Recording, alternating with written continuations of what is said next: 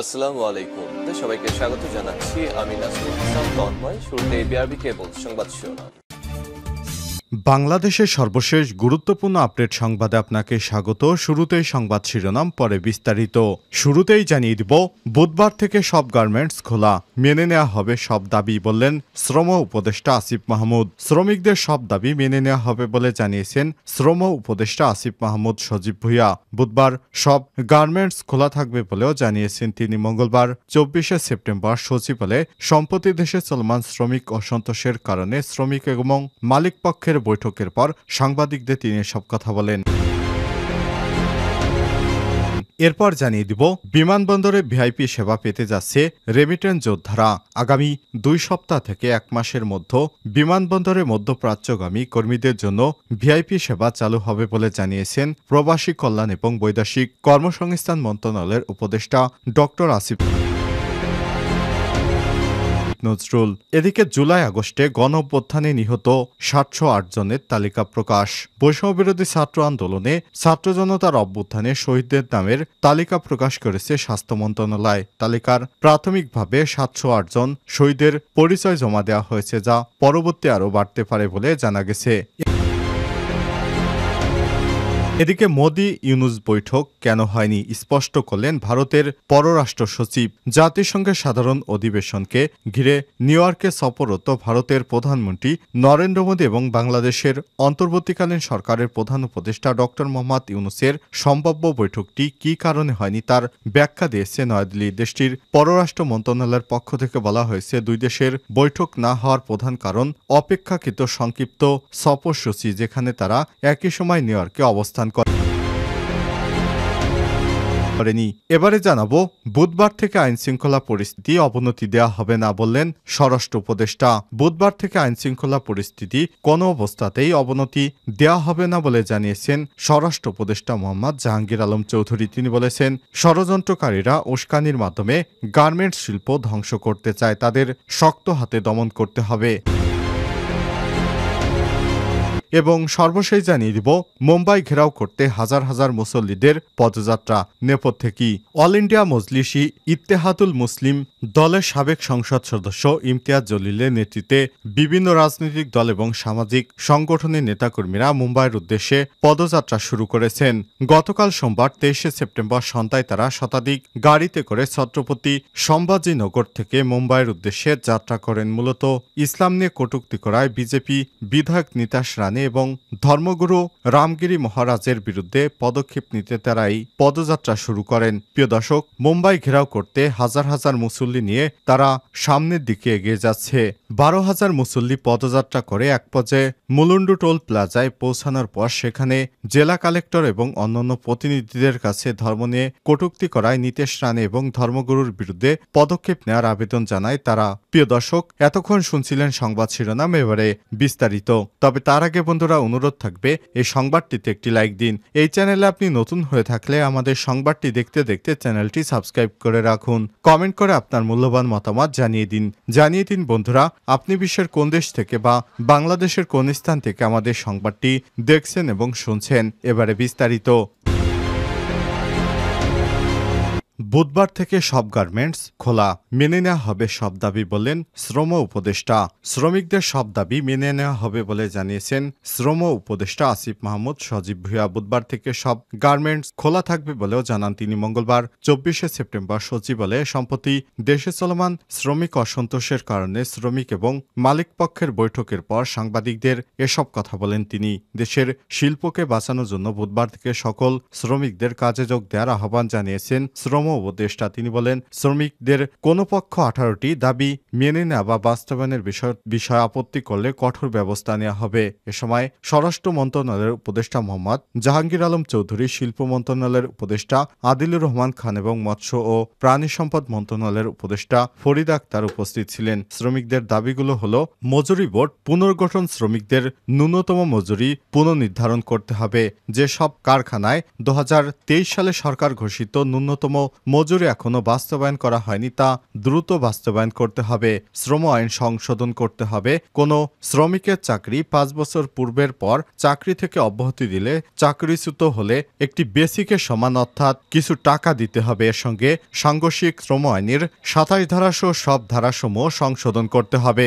সব ধরনের বকেয়া অবিলম্বে পরিশোধ করতে হবে। হাজিরা বোনাস 225 টাকা, টিফিন বিল 50 টাকা, নাইট বিল 100 টাকা সব কারখানার সমান হারে বাড়াতে হবে। সব কারখানায় প্রভিডেন্ট ফান্ড ব্যবস্থা চালু করতে হবে। বেতনের বিপরীতে বার্ষিক ইনক্রিমেন্ট ন্যূনতম 10% নির্ধারণ করতে হবে। শ্রমিকদের জন্য রেশনিং ব্যবস্থা চালু করতে হবে। বিজিএমএ কর্তৃক নিয়ন্ত্রিত বায়োমেট্রিক ব্ল্যাক লিস্টিং করা যাবে না। বায়োমেট্রিক তালিকা সরকারের নিয়ন্ত্রণে রাখতে হবে। সব ধরনের হয়রানিমূলক এবং রাজনৈতিক মামলা প্রত্যাহার করতে হবে। জুট ব্যবসার আধিপত্য বন্ধে ব্যবস্থা নিতে হবে। প্রয়োজনে এ বিষয়ে আইন করতে হবে। কলকারখানায় বৈষম্য বিরোধী নিয়োগ দিতে হবে। জুলাই বিপ্লবে শহীদ এবং আহত শ্রমিকদের ক্ষতিপূরণ ও চিকিৎসা সেবা নিশ্চিত করতে হবে। রানা প্লাজা এবং তাজরিন ফ্যাশন দুর্ঘটনায় ক্ষতিগ্রস্তদের কল্যাণে তদন্তে যথাযথ ব্যবস্থা নিতে হবে। শ্রম আইন অনুযায়ী কলকারখানায় ডে কেয়ার সেন্টার স্থাপন করতে হবে। অন্যায্যভাবে শ্রমিক ছাঁটাই বন্ধ করতে হবে। নারী শ্রমিকদের মাতৃত্বকালীন ছুটির মেয়াদ 120 দিন নির্ধারণ করতে হবে। বিমানবন্দরে ভিআইপি সেবা পেতে যাচ্ছেন রেমিটেন্স যোদ্ধারা।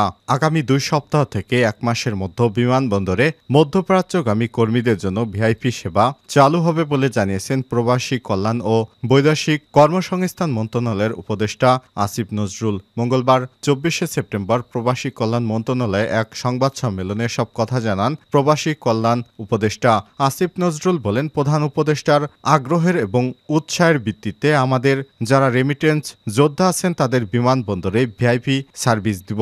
একজন ভিআইপি যখন বিমানবন্দরে যায় তখন তার সঙ্গে লাগেজ এবং চেকিং এর জন্য একজন থাকে। ইমিগ্রেশন করার সময় পাশে একজন থাকে। প্রত্যেকটা স্তরে আমরা নিরূপণ সেবা চালু করব। প্রবাসী উপদেষ্টা বলেন, প্রথম স্তরে আমরা মধ্যপ্রাচ্যকে টার্গেট করেছি, ইউরোপ পরে করব। মধ্যপ্রাচ্যে আমাদের অধিকাংশ শ্রমবাজার। প্রথম স্তরে মধ্যপ্রাচ্যে যে সমস্ত শ্রমিক যাচ্ছে ওনারা যখন ফেরত আসবে একজন ভিআইপি যেরকম সেবা পান সেটা পাবেন। আমরা লাউঞ্জ ব্যবহার করার চেষ্টা করছি। জুলাই আগস্টে গণঅভ্যুত্থানে নিহত 708 জনের তালিকা প্রকাশ। বৈষম্যবিরোধী ছাত্র আন্দোলনকে কেন্দ্র করে ছাত্র জনতার গণঅভ্যুত্থানে শহীদদের নামের তালিকা প্রকাশ করেছে স্বাস্থ্য মন্ত্রণালয়। তালিকায় প্রাথমিকভাবে 708 জন শহীদদের পরিচয় জমা হয়েছে, যা পরবর্তী আরও বাড়তে পারে বলে জানানো হয়েছে। মঙ্গলবার 24শে সেপ্টেম্বর স্বাস্থ্য ও পরিবার কল্যাণ মন্ত্রণালয়ের স্বাস্থ্যসেবা বিভাগ উপসচিব উম্মে হাবিবা স্বাক্ষরিত এক গণবিজ্ঞপ্তিতে সব তথ্য জানানো হয়েছে। এতে বলা হয়েছে, জুলাই আগস্টে 2024-এ সংগঠিত বৈষম্যবিরোধী ছাত্র আন্দোলনে বিভিন্ন সরকারি বেসরকারি হাসপাতাল ও জেলা পর্যায় হতে সংগৃহীত ছাত্র জনতার অভ্যুত্থানে শহীদদের নামের খসড়া তালিকা স্বাস্থ্য ও পরিবার কল্যাণ মন্ত্রণালয় সেবা বিভাগের ওয়েবসাইট www.hsd.gov.bd এবং স্বাস্থ্য অধিদপ্তরের ওয়েবসাইট www.dghs.gov.bd প্রকাশ করা হয়েছে। তথ্য সংযোজন করার জন্য ওয়েবসাইটে প্রকাশিত তালিকাটি 23 সেপ্টেম্বর হতে 6 অক্টোবর পর্যন্ত সর্বসাধারণের জন্য উন্মুক্ত করা থাকবে। আপনারা চাইলে এই ওয়েবসাইটে প্রবেশ করে আপনারা সঠিক ঠিকানা এবং প্রাসঙ্গিক তথ্যাদি সংশোধন যাচাই বাছাই করে শহীদ পরিবারের সদস্য ওয়ারিশ প্রতিনিধিগণকে অনুরোধ করা হলো, প্রকাশিত তালিকার বিষয়ে কারো কোনো মতামত বা পরামর্শ নতুন কোনো তথ্য উপত্য সংযোজন করার মতো থেকে থাকলে তা সেবা গ্রহণকালে সংশ্লিষ্ট হাসপাতাল অথবা নিকটস্থ সরকারি হাসপাতালে জানানোর জন্য বিশেষভাবে অনুরোধ করা হলো। মোদি ইউনূসের বৈঠক কেন হয়নি স্পষ্ট করলেন ভারতের পররাষ্ট্র সচিব।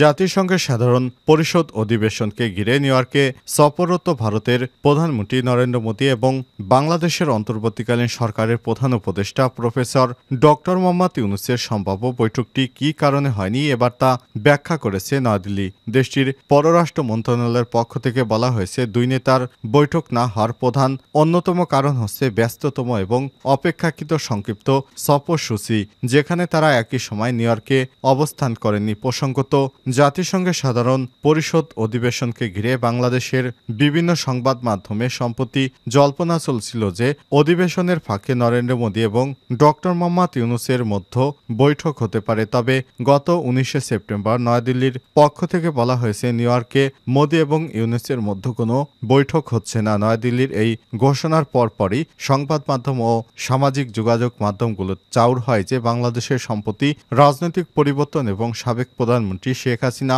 বর্তমানে ভারতে রাজনৈতিক আশ্রয়ে থাকার কারণে ইউনূসের সঙ্গে বৈঠক করতে চাইছে না শেখ হাসিনার নেতৃত্বাধীন আওয়ামী লীগের সরকারের ঘনিষ্ঠ মিত্র নরেন্দ্র মোদী। কিন্তু এসব দাবি নাকচ করে দিয়েছে ভারতের পররাষ্ট্র সচিব বিক্রম মিশ্রি। তিনি বলেছেন, যুক্তরাষ্ট্র সফর শেষে আজ মঙ্গলবার ভোরে নয়াদিল্লি বিমানবন্দরে অবতরণ করেছে মোদীকে বহনকারী উড়োজাহাজটি। এ কারণে ডক্টর ইউনূসের সঙ্গে দেখা হয়নি। আগের দিন সোমবার তাকে বহনকারী উড়োজাহাজটি নিউ ইয়র্কের বিমানবন্দর ছাড়ার কিছুক্ষণ পর দিল্লিতে এক ব্রিফিংয়ে সংক্রান্ত প্রশ্নের উত্তরে তিনি বলেন, আপনারা জানেন এবার আমাদের প্রধানমন্ত্রী খুবই সংক্ষিপ্ত সফরে নিউ ইয়র্কে যান। তার সফরের মেয়াদ ছিল মাত্র 55 ঘন্টা এবং কয়েক মিনিট আগে তিনি নিউ ইয়র্ক থেকে নয়াদিল্লির উদ্দেশ্যে রওনা দিয়েছেন। অন্যদিকে বাংলাদেশের অন্তর্বর্তীকালীন সরকারের প্রধান উপদেষ্টা এবং নিউ ইয়র্ক গিয়ে পৌঁছায়নি। যেহেতু উভয়ের সফরসূচি ভিন্ন ছিল, তাই এবার তাদের মধ্যে বৈঠকের কোনো সুযোগ ছিল না, ব্যাখ্যা করেন তিনি।